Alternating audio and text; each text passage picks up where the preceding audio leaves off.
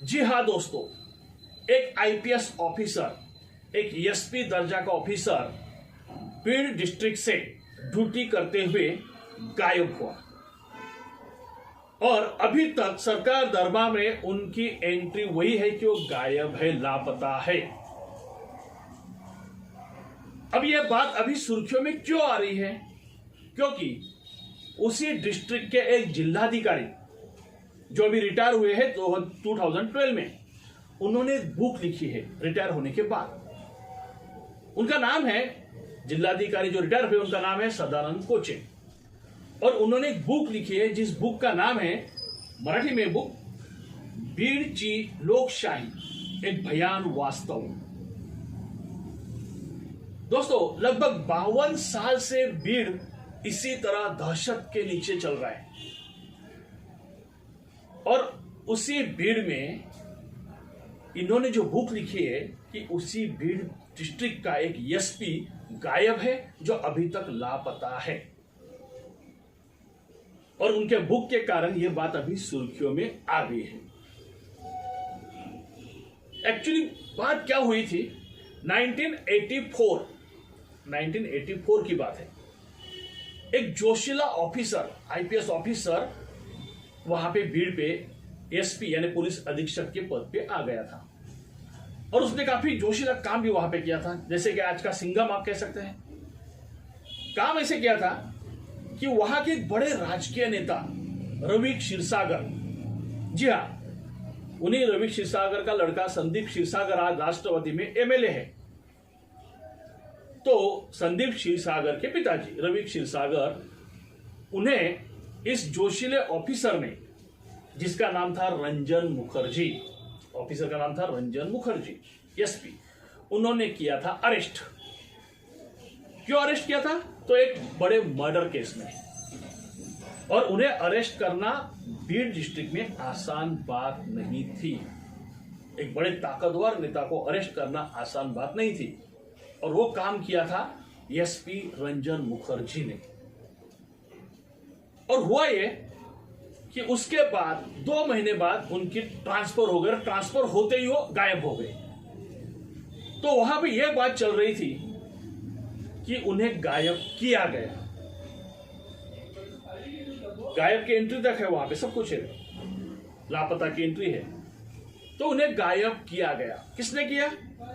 तो रवि क्षीरसागर की जो पत्नी थी, केशर काकू क्षीरसागर, कहा जाता है बड़ी ताकतवर नेता थी, यानी इंदिरा गांधी से भी उनके रिलेशन, बॉन्डिंग काफी स्ट्रांग थी, काफी मजबूत थी, और सामाजिक और राजकीय प्रस्थ भी वो बड़ी थी, यानी उनका काफी दबाव था सब जगह। जैसे एक भयान डिस्ट्रिक्ट में होना चाहिए, एक दहशतवादी डिस्ट्रिक्ट में होना चाहिए, वो दबाव उनका था, और इसलिए उन्हीं के ऊपर लोग शक ले रहे थे कि इन्होंने ही उन्हें गायब किया।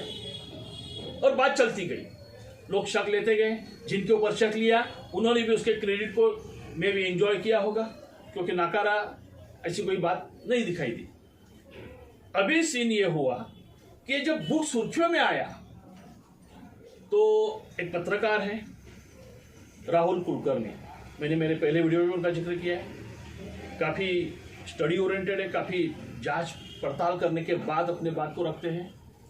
उनका मराठी चैनल भी है यूट्यूब पे।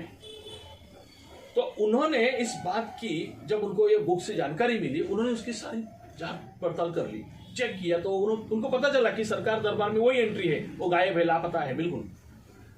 लेकिन डिटेल्स जानकारी लेने के बाद, पूरे डिटेल्स जब उनको मिल गए, तो उनके ध्यान में आ गया कि वो जो रंजन चौधरी ऑफिसर थे, उन्हें इंटरेस्ट था आईबी में स्पाई ऑफिसर होने का।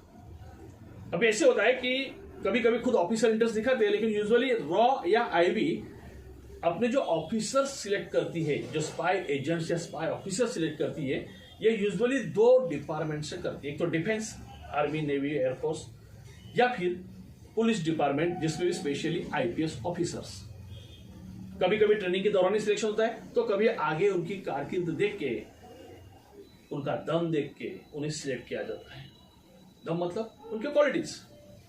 वो कितने होशियार है, कितने अलर्ट है, फिजिकली कितने स्ट्रांग है, उनकी डिसीजन पावर कैसे है, उनकी वे ऑफ थिंकिंग कैसे है, ये सारी बातें को जांच पड़ताल करके रॉ या आईबी ऐसे ऑफिसर्स को ऑफर देती है ज्वाइन करने का। ऑफर इसलिए क्योंकि ज्वाइन होना आसान नहीं होता। एक तो बड़ी डिफिकल्ट ट्रेनिंग होती है। ट्रेनिंग ऐसी होती है कि वो एक जबरदस्त कमांडो बन जाते हैं, 8, 10, 12 लोगों को पछाड़ सकते हैं।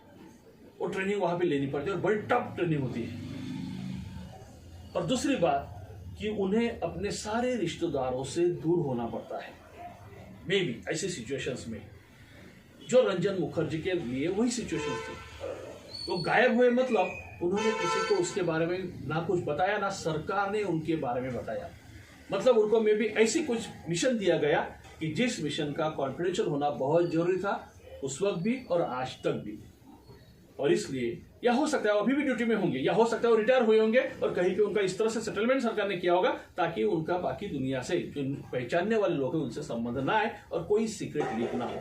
ऐसे होता है इन डिपार्टमेंट्स में ऐसे ऑफिसर्स के लिए, क्योंकि वो खाली देश का सोचते हैं। तो उनके फैमिली तक को ये मालूम नहीं होता कि अपने ऑफिसर, अपने घर के जो ऑफिसर है वो रॉ में या आईबी में स्पाई ऑफिसर से, ये कभी कभी घर वालों को भी नहीं मालूम होता। और वही उस वक्त हुआ था कि उनके मिसेस को भी इस बात का पता नहीं लगा था या उन्होंने नहीं बताया था। और ये कंडीशन है रॉ में, अगर किसी के लिए कोई खास मिशन के लिए चुना जाता है कोई ऑफिसर, तो उसको उसके मिसेस तक को भी नहीं बताना होता। और ये आज की बात नहीं है दोस्तों। अरे अपने शिवाजी महाराज के टाइम पे शायद आपको मालूम नहीं होगा, जो बहिर्जी नाइक थे, spy agent, spy officer Shivaji Maharaj के, जिनके कारण शिवाजी महाराज ने अफजल खान, शाइस्ते खान, आगरा मैटर, सूरत मैटर, ये सारे जो इवेंट किए ना शिवाजी महाराज ने, वो उस आदमी के कारण सक्सेस हुए थे जिसका नाम था बहिर्जी नाइक। वो एक ही आदमी ऐसा था कि शिवाजी महाराज के प्राइवेट रूम में आने की उसको इजाजत थी। एक तो उनके माँ को थी और दूसरा बहिर्जी नाइक को, जबकि उनको 8 रानियों को भी परमिशन लेके आना पड़ता था। यानी इतना वफादार, इतना इंपॉर्टेंट उसका रोल था शिवाजी महाराज के और संभाजी महाराज के जिंदगी में। लेकिन उस बहिर्जी नाइक को भी ये दक्षता रखनी पड़ती थी कि कोई उन्हें पहचान न पाए, ये संभालना पड़ता था उन्हें।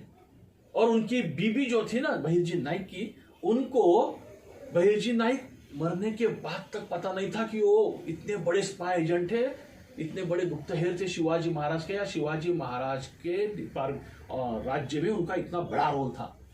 वो एक ऑर्डिनरी लेडी की तरह ही जी रही थी। उसको पता भी नहीं था अपना हस्बैंड क्या कर रहा है। उसको बस यही पता था कि मैं सैन्य के काम से जा रहा हूँ, फलाना फलाना काम है उसके लिए जा रहा हूँ। और कई महीनों तक वो बाहर रहते थे।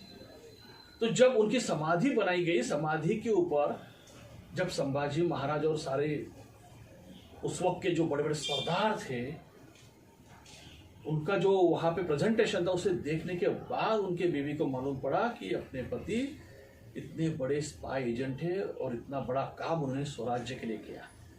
तो दोस्तों, देश के लिए काम करने वाले ऐसे स्पाई एजेंट्स जो होते हैं ना, कि कोई एक था टाइगर में जैसे वो बददिमाग सलमान दिखाया, ऐसे नहीं होते। बड़े वफादार होते हैं, बड़े इंटेलिजेंट होते हैं, उनके पर्सनैलिटी की बात ही कुछ अलग होती है। और इसीलिए उन्हें हमेशा उनके लिए एक सैल्यूट बनता है। और ऐसे ऑफिसर जो जिनके नाम पे आज गायब हुए हैं करके जो एक टैग लग चुका है भीड़ में, वो इसीलिए है। तो जब राहुल कुलकर्णी ने इस बात को खोज की, तो मुझे लगता है राहुल कुलकर्णी के लिए भी एक सैल्यूट देना पड़ेगा कि काफ़ी अच्छी खोज उन्होंने की है।